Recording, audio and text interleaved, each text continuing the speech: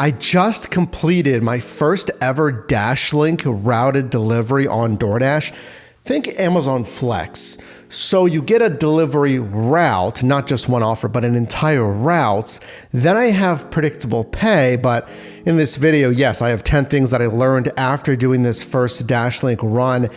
Is it better than Amazon Flex? Should you consider routed deliveries? Is it going to make you more money? And of course, is this something you even want to do before, like me, you sign up for a 3-hour shift? So let's look at a few offers here. Here's the offers that I got when I was going online. And we didn't quite know, and I really wasn't even paying attention to this. Does declining any of these, does declining affect your acceptance rate? So immediately after the first shift video, I'll leave it linked down below in the description, I reached out to support and they confirmed yes. Declining DashLink routes can affect your acceptance rate. Also, keep in mind, you don't have to accept the first one though. Don't think, and actually, I spoke to a couple that was at the warehouse. They were doing deliveries together in a very nice Mercedes. And he said like, well, they just send you kind of the same offer, or they just send you one offer here and there. And he kind of sounded like he had to accept it. You don't have to accept it. It's just like any offer on DoorDash. If you don't like the route, keep in mind that's a benefit. We actually see the predicted route, not like Amazon Flex. Flex, you don't know where you're going. And I told him this. You don't have to accept it, even if they keep sending you the same route. They did that to me. They sent the same route at least twice, if not 3 times. If you don't like it, the pay per mile, the pay per hour, whatever, don't take it. So speaking of offers here, number 2, here's what I found. So looking at the actual offers again here, I found, and let me know if you've done DashLink. I want to compare if you've seen this by the numbers as well. The pay per hour has been pretty good. The offers, and granted, this is like the first time going online, really trying to get DashLink. It was like $23 an hour to $25 to $29 an hour. And the pay per mile was pretty good. Again, anecdotal, so let's compare. But kind of like hovering around $2 a mile, which is excellent.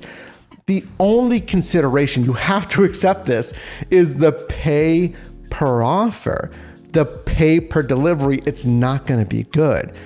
But that's the trade-off you're making. It's like, well, we can give you good pay per hour and or good pay per mile. You're just going to have to make a lot more stops per hour. I mean, consider though Flex, I don't even know where I'm going. And I feel like the pay per mile, in part because of that, is not good on Flex. I can see the metrics on DashLink. Number 3, I also saw that there can be some kind of wait list, like a good wait list here. I signed up, by the way, if you don't know where to find it, go into your menu, go into Dasher preferences, and it should say Dash, and there should be a little section here that says DashLink. Now, again, you might not have it, so let me know if you have DashLink. Now, you can also choose to just get DashLink offers. That I like. So if you're saying, I don't want to do regular DoorDash offers, you can, in essence, turn every other offer off. Retail, restaurant, shop and deliver, grocery, and you can tell DoorDash, just send me DashLink offers. But I didn't get offers, and this kind of makes sense, until I actually went online to Dash. So yeah, you get on the wait list, but you still have to go to the home screen and click on Dash now, or if you have a scheduled Dash, I assume, then since I was like officially online, then they started to send me DashLink runs. So time-wise, this is where it might differ a little bit than Amazon Flex, because it says the route is 3 hours, 3.5 hours, 4 hours. Well, certainly, yeah, it does not consider the drive time from your current location to the warehouse. Granted, actually, it is similar to Amazon Flex in this sense.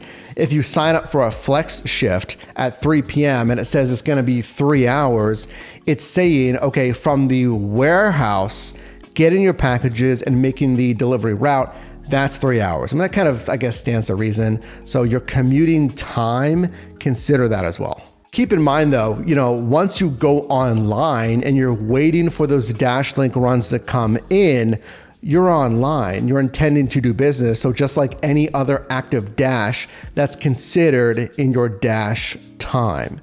And then once you've accepted in this case, a DashLink run, then that's your active time because now you're currently on an assignment, or in this case, a route. So at the warehouse, number 5 here, there's a lot. So I'll just go through this briefly here. You're gonna go to your distribution warehouse.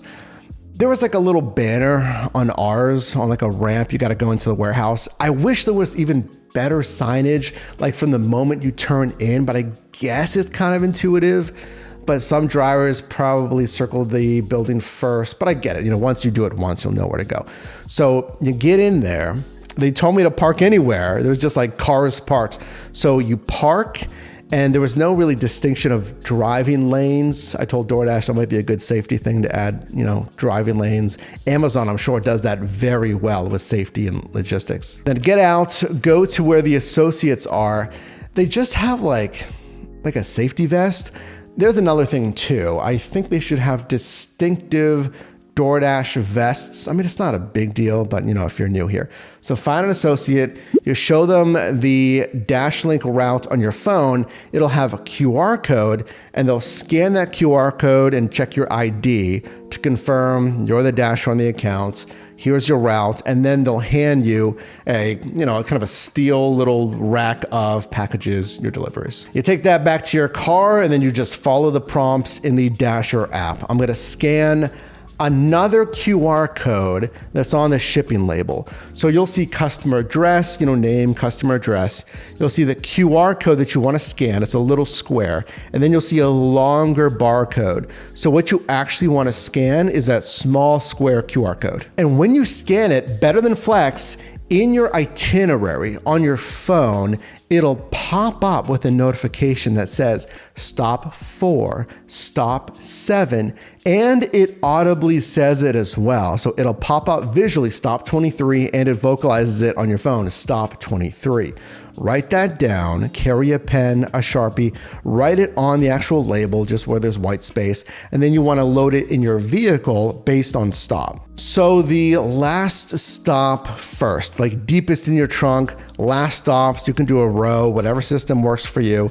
So when you open that trunk and you pull from it, on the top of the pile, basically, like right in front of you, stop number 1. So either way you want to do it, you want to go left to right, or like I do little columns and I like deplete the column first and go to another column.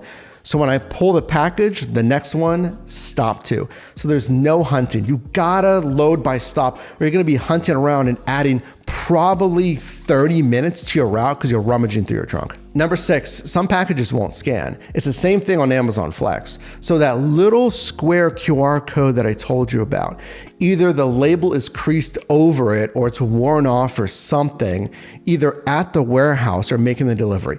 Super easy. There's a button that says can't scan barcode. You just have to confirm the last 6 digits. I believe it's right by that longer barcode is a bunch of digits, and they just want you to confirm the last 6 there. I had a good amount of deliveries. Watch that video. I'm telling you, if you haven't seen it, because it actually shows you the processes, the screen recordings, and actually, you know, in the field, actually working on this stuff. But they were all contactless, which is super easy. I mean, hand it to me. The only thing is you'd have to wait for them if they're available. I don't know if they can opt in for hand it to me or if there is signature required on any higher dollar items. And I believe DoorDash would limit maybe the dollar amounts for liability purposes.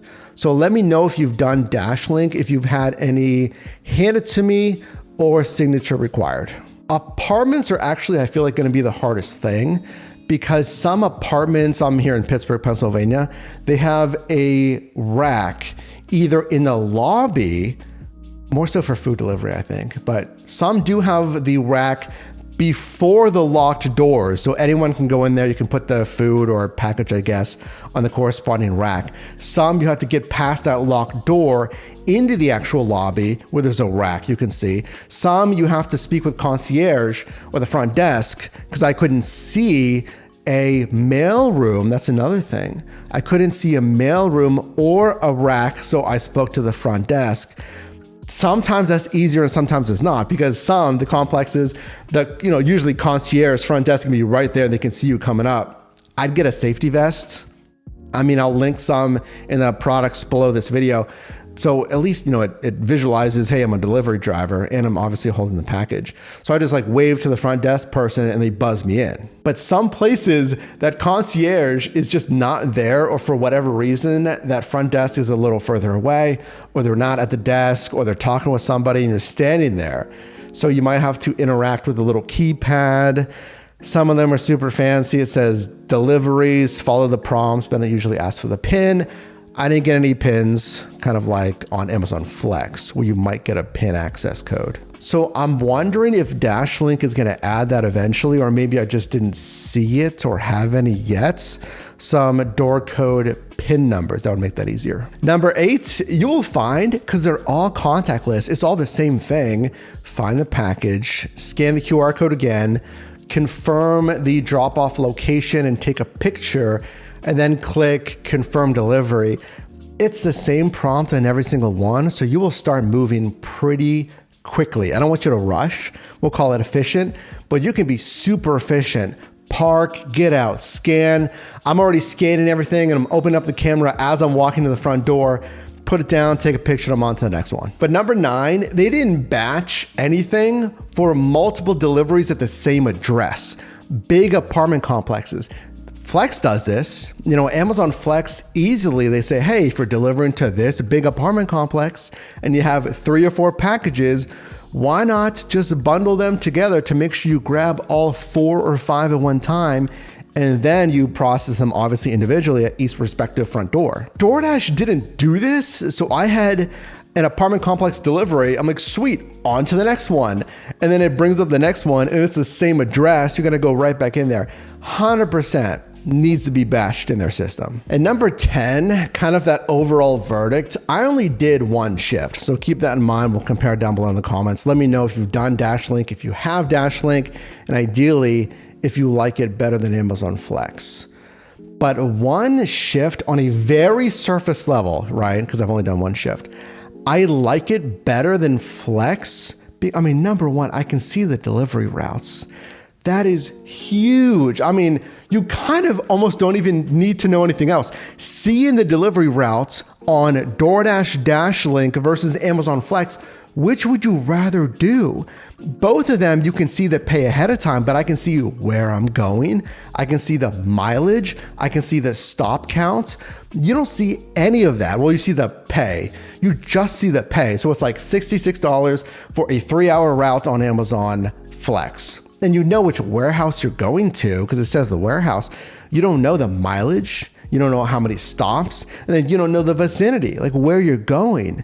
So if you see $66 shifts, which one would you rather do? The one where you can pick the mileage and the stop count? I feel like on a UI or a user interface basis as well, like screens, usability, that DoorDash DashLink was easier.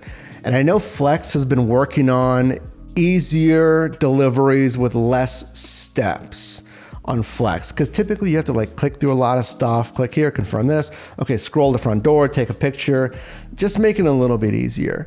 But I like the in-app, I think it's still there, Google Maps integrated GPS, I like it. Good pay per mile, good pay per hour. Similarly, they're both not gonna pay a lot like we talked about per drop. One small thing, they don't give you a safety vest, let alone a branded safety vest. That would be really nice.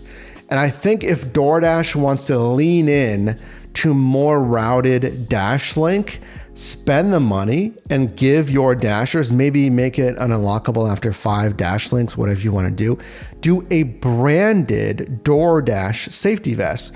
Because Amazon, they do give you a free safety vest. Sometimes it could be your standard orange or yellow safety vest, but typically, if they have them, you can ask. They'll give you an Amazon, those blue, silver, gray, whatever, safety vests. It looks, not only is it fancier, but it adds credibility. Someone knows those Amazon colors and the safety vest. I'm 100% going to do another DashLink run. I think it was pretty easy as far as making the deliveries. I loved that I got to choose the offer. The warehouse check-in process was at your own pace, by the way, which was wonderful, like low pressure. It wasn't perfect, obviously, in both run the risk of return items if you can't find a safe place to deliver it. So imagine like a street side business and it's after 5 p.m. for whatever reason. I think the system should optimize for that though and not give you those kind of deliveries. But if you can't make a safe delivery, you'll have to return it back to that warehouse. So let me know if you want to see another DashLink run, if you want me to compare it to Amazon Flex and which one you think is better.